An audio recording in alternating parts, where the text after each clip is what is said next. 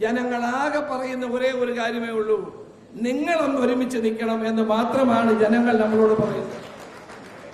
ഞാൻ നിങ്ങളെ സാക്ഷി നിർത്തിക്കൊണ്ട് പറയുന്നു, ഈ വേദിയിലും സദസ്സിലുമുള്ള നമ്മളെല്ലാവരും ഒറ്റക്കെട്ടായി നിന്നുകൊണ്ട് പിണറായിയെ താഴെ ഇറക്കാനുള്ള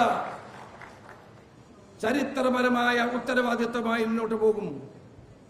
നമ്മൾക്ക് എന്ത് കിട്ടുന്നു എന്നുള്ളതല്ല, നമ്മളെയെല്ലാം ജനസമൂഹത്തിൽ ഒരു അഡ്രസ് ഉണ്ടാക്കി തന്ന ഈ പാർട്ടിയെയും ഈ മുന്നണിയെയും തിരികെ അധികാരത്തിൽ കൊണ്ടുവരാനുള്ള നിശ്ചയദാർഢ്യത്തോടെ നമുക്ക് മുന്നോട്ട് പോകണം. കേരളം അത് കാത്തിരിക്കുകയാണ്. ഈ വേദി രാഹുൽ ഗാന്ധിയുടെ നേതൃത്വത്തിൽ ഡൽഹിയിൽ ഒരു യോഗം നടന്നിരുന്നു. കേരളത്തിലെ മുഴുവൻ നേതാക്കന്മാരും അതിൽ പങ്കെടുത്തു. കോൺഗ്രസ് പ്രസിഡന്റ് മല്ലികാർജുന ഖാർഗെജിയും ഉണ്ടായിരുന്നു. ആ യോഗത്തിൽ വെച്ച് നമ്മളൊരു തീരുമാനമെടുത്തിരുന്നു, എല്ലാവരും ഒറ്റക്കെട്ടായി ഒരുമിച്ച് പോകണം.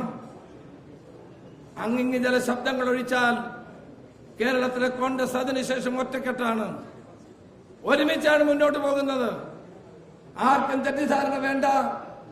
കേരളത്തിലെ കോൺഗ്രസുകാർ ഒരു മനസ്സോടെ ഒറ്റക്കെട്ടായി മുന്നോട്ട് പോകാനും 2026 കമ്മ്യൂണിസ്റ്റ് മാർക്സിസ്റ്റ് പാർട്ടിയുടെ ഭരണത്തെ താഴെ ഇറക്കിക്കൊണ്ട് ഒരു UDFന്റെ ഭരണം കൊണ്ടുവരാൻ വേണ്ടിയിട്ടുള്ള നിതാന്ത ജാഗ്രതയോടെയുള്ള പ്രവർത്തനങ്ങളുമായി നമുക്ക് മുന്നോട്ട് പോകാമെന്ന് മാത്രം പറഞ്ഞുകൊണ്ട് പുതുതായി ചാർജെടുത്ത മുഴുവൻ നേതാക്കന്മാർക്കും അഭിവാദ്യങ്ങൾ നേരുന്നു. ഇന്ത്യൻ നാഷണൽ കോൺഗ്രസിന്റെ ദേശീയ അധ്യക്ഷൻ ശ്രീ മല്ലികാർജുന ഖാർഗെയും നമ്മുടെ പ്രിയങ്കരനായ നേതാവ് ശ്രീ രാഹുൽ ഗാന്ധിയും പുതിയ നേതൃത്വത്തെ അവരോധിച്ചിരിക്കുന്നത് വലിയ പ്രതീക്ഷയോടെയാണ്. അതിവിടെ KC വേണുഗോപാൽ സൂചിപ്പിക്കുകയുണ്ടായി. ആ പ്രതീക്ഷ പൂർണ്ണമായും നടപ്പാക്കുന്ന ഉത്തരവാദിത്വം നമുക്ക് എല്ലാവർക്കുമുണ്ട്.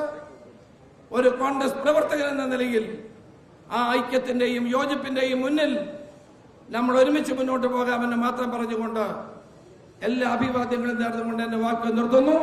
നമസ്കാരം. ജയ് ഹിന്ദ്.